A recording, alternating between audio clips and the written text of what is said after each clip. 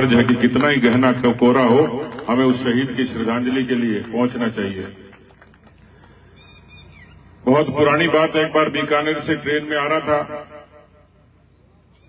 और बीकानेर से दिल्ली के उस रास्ते में राजगढ़ तक मुझे आना था। मेरे बगल में एक दक्षिण भारतीय बैठे थे। ट्रेन की खिड़की से झांकते वक्त उन्होंने कहा कि यहां तो बहुत वीरान है, बंजर है, यहां कौन सी खेती होती है।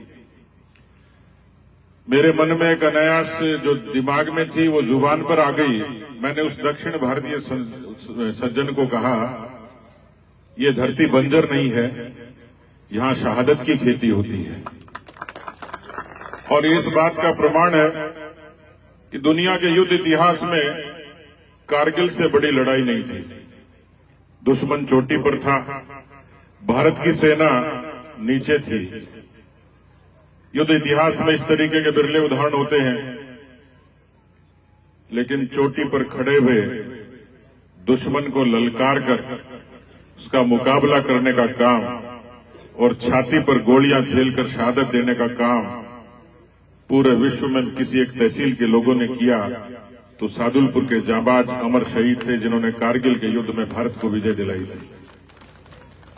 और इसलिए ऑपरेशन ऑरेंज अलर्ट का वो अमर शहीद राजेंद्र सिंह परिवार से तो चला गया और इस धरती पर एक व्यक्ति की कमी हो गई, लेकिन मौत मौत का फर्क होता है जनाब। एक मौत वो होती है जिसका जिक्र यहां हुआ, नशे से लेकर कुरीतियों से लड़ते हुए होती है, लेकिन एक मौत जिसको शहादत कहते हैं, इस धरती की आन बान शान के लिए, इस तिरंगे के मान के लिए जो मौत होती है, मुझे लगता है एक बार दुख जरूर होता होगा, लेकिन उस मौत से लोग ईर्ष्या भी करते होंगे, काश इस तरीके का सम्मान हमें भी मिला होता। और इसलिए मैं आप सब लोगों से निवेदन करना चाहता हूं, कहा यही है कि शहीदों की चिताओं पर हर बरस लगेंगे मेले, वतन पर मिटने वालों का बाकी यही निशान होगा। भारत की धरती अनूठी है। मुगलों का राज गया, अंग्रेजों का राज गया, मुगलों से लड़ते लड़ते शिवाजी महाराज से लेकर महाराजा सूरजमल से लेकर महाराणा प्रताप से लेकर अनंत गाथाएं इस भारत के राजस्थान के कण कण की मिट्टी में उपजी पड़ी हैं। और इसी तर्ज पर पूरे देश में जिस तरीके का इस देश की, उसके बाद में देश में लोकतंत्र की स्थापना हुई, वोट का राज आया, और मन में किंचित ये बात जरूर आती है कि ये राज मुगलों से तो ठीक है, ये राज अंग्रेजों से तो ठीक है, लेकिन मुगलों और अंग्रेजों के राज के बाद लोकतंत्र की स्थापना में कितने महापुरुषों ने, कितने योगियों ने, कितने लोगों ने इस लोकतंत्र की अक्षुण्णता के लिए काम किया, भारत के भीतर और भारत की बाहर की शक्तियों से लड़ने के लिए। ये धर्म की धरती, अभी पूज्य साध्वी जी को आप लोगों ने सुना। भारत का लोकतंत्र, भारत की संस्कृति, भारत का इतिहास ही इसकी ताकत है।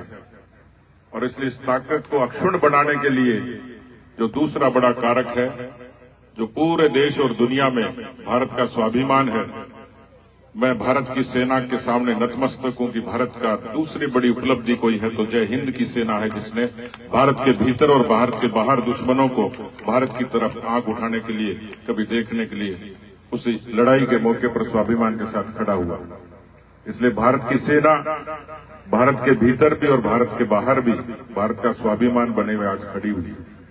और इसलिए अनायास ही भारत की इस दूसरी बड़ी ताकत को नमन करने का, प्रणाम करने का अवसर होता है। मैं खासतौर पर परिवार के प्रति तो संवेदनाएं जरूर हैं, लेकिन मैं उस परिवार के प्रति भी नतमस्तक हूं, इस गांव के प्रति भी और इस कार्यक्रम के आयोजन के प्रति भी। पुरखे सबके होते हैं, पितर सबके होते हैं, दिवंगत सबके होते हैं, लेकिन उनकी उस मौत को,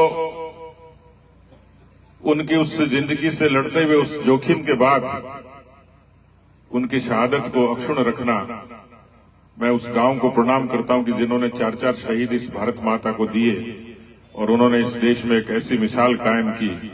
लेकिन गांव के लोगों ने और परिवार के लोगों ने, शुभचिंतकों ने राजेंद्र सिंह जी की स्मृति को जिस तरीके से जीवंत किया है, और इसलिए हम सब लोग भी ये जोखिम उठाकर आज राजेंद्र सिंह जी को प्रणाम करने, अभिनंदन करने के लिए आए।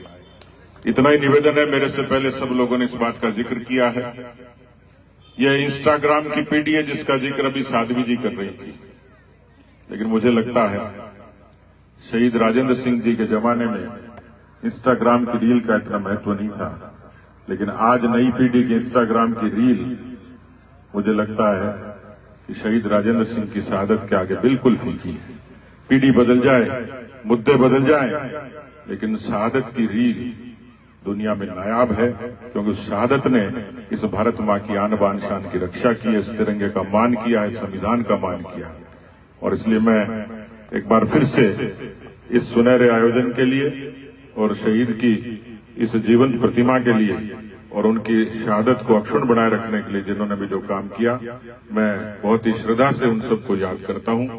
एक ऐसे ही दूसरे कार्यक्रम में मुझे और प्रेम सिंह जी को जाना है खेतड़ी में, जहां हमारे उप मुख्यमंत्री सब लोग आएंगे, तो मैं आप सबसे इजाजत भी चाहूंगा और ये निवेदन करते हुए कि शहीद परिवार को जब भी कोई आवश्यकता पड़े, प्रेम सिंह जी भी तैयार हैं और मैं भी तैयार हूं कि शहीद परिवार की मदद के लिए, संबल के लिए, ताकत के लिए जो कुछ बन पड़ेगा निश्चित रूप से करेंगे। मैं एक बार फिर से सब लोगों को बहुत बहुत धन्यवाद देता हूं। जय हिंद, जय भारत।